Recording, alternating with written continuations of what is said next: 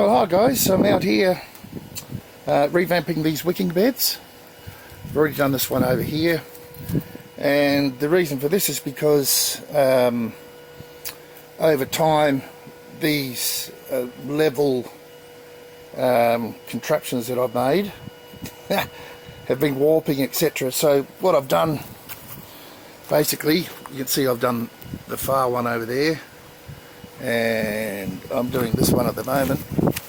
But under here I've just got a steel frame that will keep them level.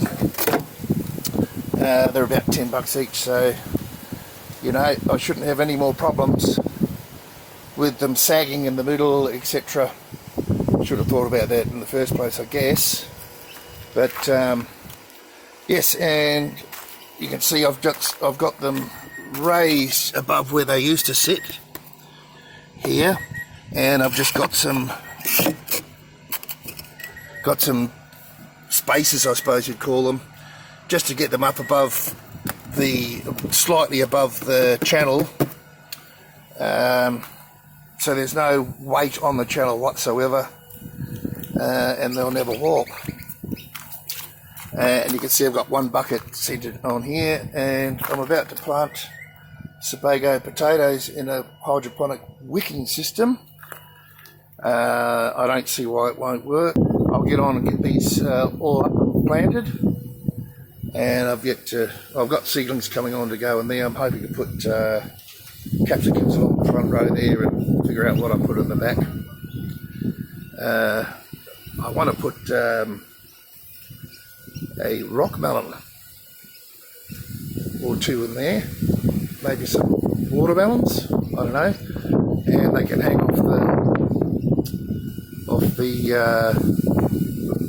off that mesh there, and I can tie them up as they get bigger to hold the weight.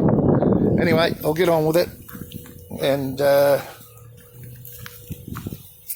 get these potatoes planted. These are supposed to be indeterminate, so I'm just going to plant them in about this much. Well, I suppose it's 4 inches there. Plant them there, just cover them, and as they grow I'll fill them in. Alright, so I've finished revamping all of this, and all the potatoes are planted. I've just planted them in about 4 inches of soil, and then covered them with about 4 inches. So already, and once they pop up I will be just topping them up, and that's pretty much it for that. I've got a fair bit of leftover cocoa peat and perlite mix, and I've made up another 8 buckets there that I'll be using as an expansion for the wicking system on the water tanks. Those buckets over there, and that's for another video though. And I also have all these onions here that I'm going to redistribute around the garden, that came out of this originally got destroyed by bugs and rain, but they're pretty hardy, so I'll replant them. I should get something out of those spring onions. So all I've got to do now is fill up this tank, add the nutrients. So for this tank it's 200 litres, and I'm going with 160 grams of master blend, 160 grams of calcium nitrate, and 80 grams of magnesium sulfate. So once I get all that mixed in there, I will test the EC, electrical current, and the pH, and get it correct for potatoes.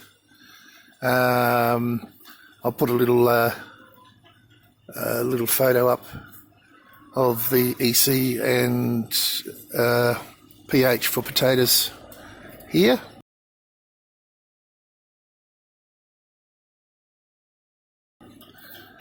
and then I'm all set. So just to give you an update on this wicking system here, which is on this side. I've got snow peas coming here. They're just starting to come on. Where are we? Here. Just starting.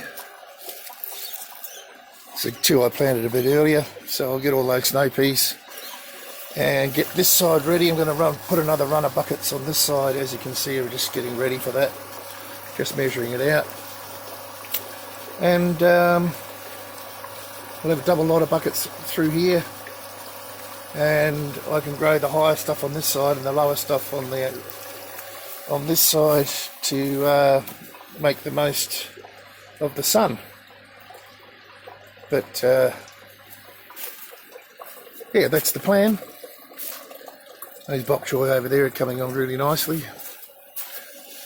Anyway, my drum's filling up, so I better get back there, put the nutrient in, test it, and that's all for this video.